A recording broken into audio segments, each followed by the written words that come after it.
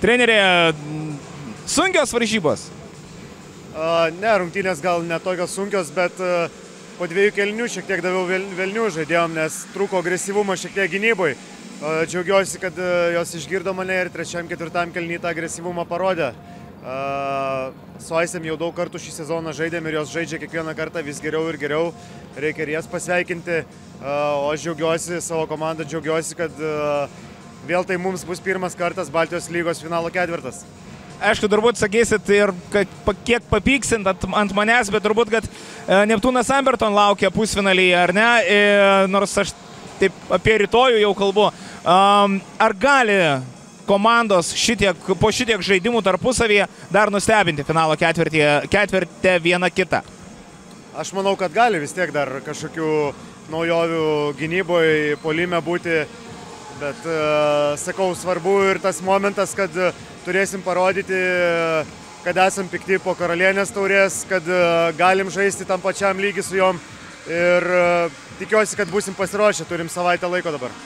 Treneri, kaip Lietuvos moterų krepšinio rinktinės vienas iš trenerių, turbūt ar šokiravo kažkiek Gintarės Petronytės šiandieną karjeros paskelbimas po baigtuvių? Ne, nešokiravo, aš kažkiek jau tą girdėjęs buvau, tiesiog noriu pasveikinti Gintarę, ji turėjo tikrai puikią karjerą, tikrai buvo malonu su ją rinktiniai dirbti, išskirtinis žmogus, išskirtinis talentas ir tikiuosi, kad ji bus kažkur krepšinėje moterų.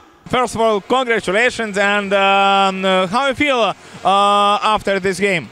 Thank you. I obviously feel great because we got to Final Four.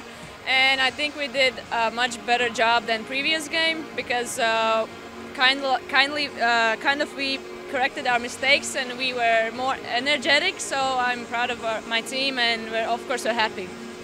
Final Four will be near from Klaipėda, yes? It's plus for you or it's nothing? Of course it's better for us because we can get more supporters because I hope a lot of people from LCC will come and also other people from Klaipėda will come and I think it's just like it will feel more like at home than it would be somewhere far away, so I think it's good. Treneri, turbūt, kad galima sakyti, pagaliau baigėsi ketvirtfinalis. Jau norėjosi galbūt baltą vėliavą, bet juokauju nemesti, bet esmė tame, kad reikia galima ir pasidžiaugti iš blogų dalykų. Jo, tai jaunos gavo patirties pažaisti praktiškai kėlinį. Mes esam ta kol kas 2 kalinių komanda, klaidos, atitverti kamuoliai, kas mums visą sezoną kiša koją, bet realiai reikia vis tiek, kaip būtų suprasti, kad turim daug jaunimo ir sunku pavežti tom pagrindiniam žaidėjom 5, kur visą sezoną. 2 žaidėjų netektis, tai yra ir Gustės, ir Karolinos irgi turbūt buvo tas faktorius prisidėjęs prie to, na, sakysiu, milžiniško rezultato.